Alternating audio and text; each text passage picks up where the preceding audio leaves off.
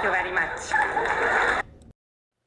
It's Kaufman is Alive. I look at comic books new and old. Today I'm looking at an old comic book, Gen 13, number 0 by Image Comics. This came out in September of 1994. It's got J. Scott Campbell on the cover here. He's the main artist and creator of Gen 13. There's actually a whole bunch of different creatives on this book. But this cover is kind of a classic Image. They'd use this in promotional art for this book all the time in like Wizard magazine. Gen 13, kind of a weird title. A group that might not be able to get away with today. They're basically like sexualized youth. They're kind of portrayed as college aged, although at one point in this book it is brought up they're not even 18 yet. Caitlin Fairchild is the leader of the team. She's the girl laying down there on the bottom with Grunge staring up at her giant boobs there. But kind of an infamous image, to say the least. Almost looks like they're about to have a big giant orgy or something. But a pretty cool drawing. I mean, I like this team. They all, have a distinct look to them. I like how she's like grabbing the logo. He's grabbing the logo here, kind of pulling down the G. Again, I don't know if this is a team you could necessarily get away with today. I feel like even though we live in a society of like hypersexualized, like pop music and pop culture, I feel like in comic books and movies, it's toned down and, sex is much more taboo. And it's not something the fans really want necessarily all the time. But again, kind of a weird vibe from this book, sexualizing these teenage characters. There's this weird background here on the interior cover. I don't know if these are like gumballs or like a ball pit or something, but kind of weird.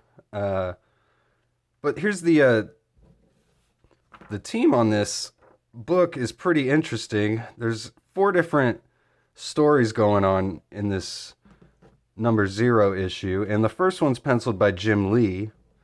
The second story is penciled by Richard Johnson. We got J. Scott Campbell, the main artist, doing the third story, and Travis Charest doing the 4th story. So a pretty knockout group of artists on this book here.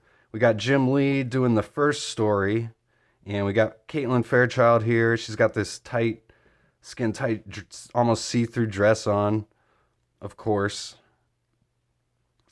And she basically explains the plot of Gen 13, how they are like super soldier experiments brought together, and they've been given this chance by their leader, Lynch, who's this guy here in the corner panel image there. He's given them kind of a reprieve and a chance to go and tie up some loose ends in their own personal lives, everybody on the team. So she explains that Sarah Rainmaker, she went back to Arizona to visit her family, and Burnout is going to go pick her up.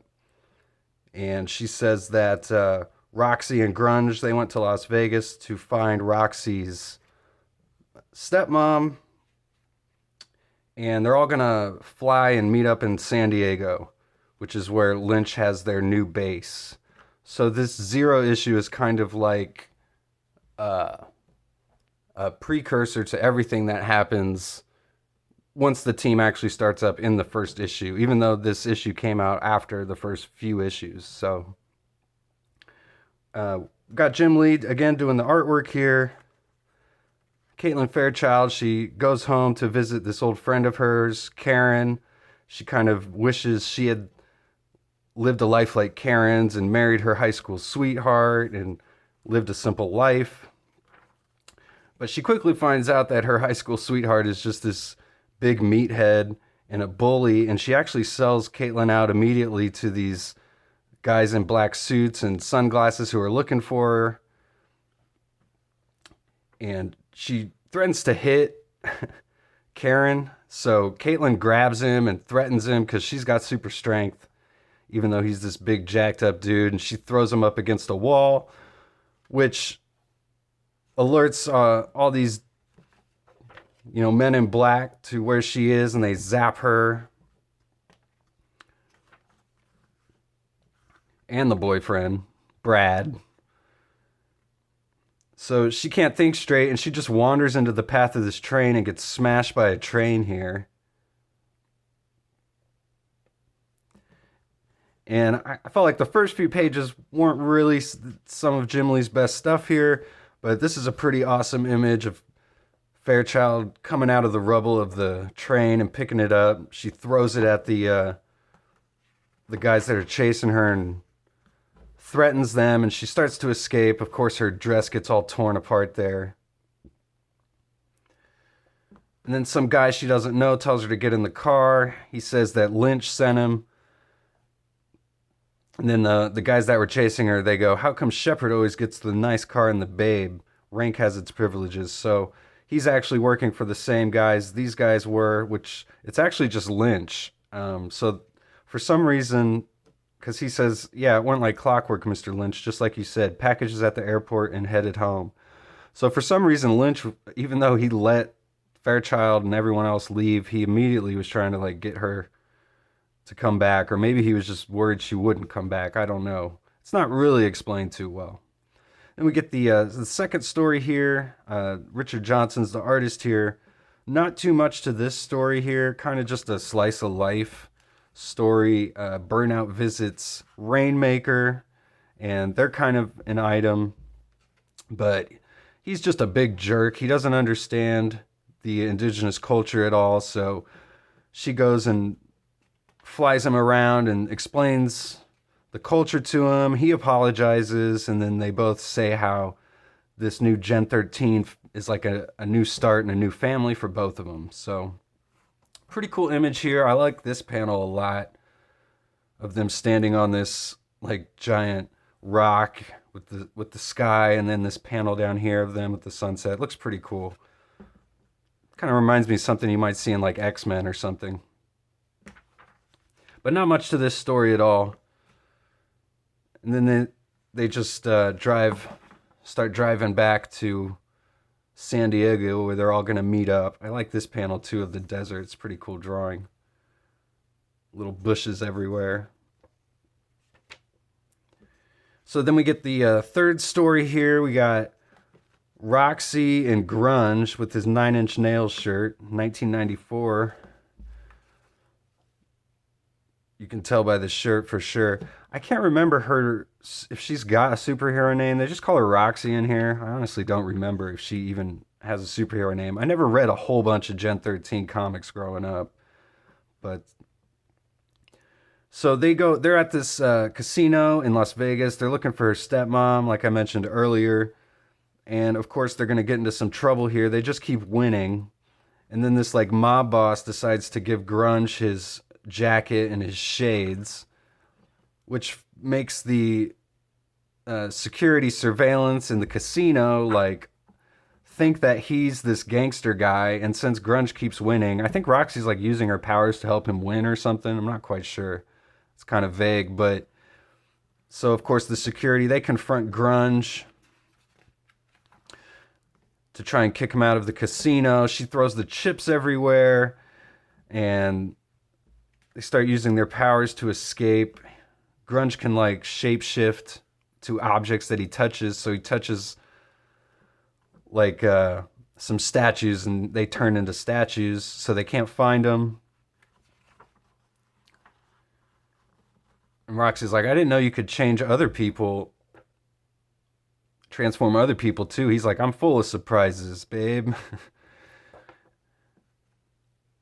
And then they get caught by the guys again, and they get chased out. But right at that moment, that's when Burnout and Rainmaker show up in the van and pick them up just at the right time.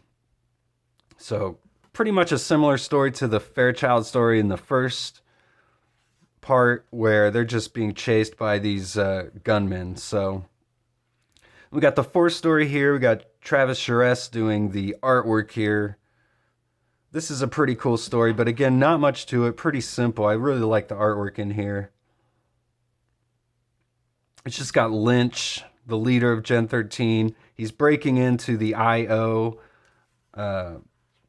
building here, which is the International Operations, which is like the organization that created Gen 13. And Lynch and Gen 13 have all turned against them, but they've all decided to still work together. Very much reminds me of like Alpha Flight, how that group started, where they were working for Department H, and then they turn against Department H immediately, but continue calling themselves Alpha Flight and working as a team. So this is like, Mission Impossible. Lynch breaks into this building here. He's got this invisibility suit, but there's a telepath, so he doesn't account for that. So even though he's able to wipe all of the files out of the IO systems of Gen 13, and he does accomplish his mission, at the very end he gets caught by these two let's see I can't remember what their names are. It's like Frank and Alicia, and they're like old friends of Lynch. So even though they threaten him, they let him know that they know that he was here, but they let him go at the end. So Lynch is able to start up Gen 13. They've got their new spot here. And they all meet up, and they've got a new housekeeper, of course, like a French maid. And that's the end of the issue. We got Lynch saying school's now in session, because of course they're all teenagers. So awesome Team 7 ad here. Aaron Weisenfeld.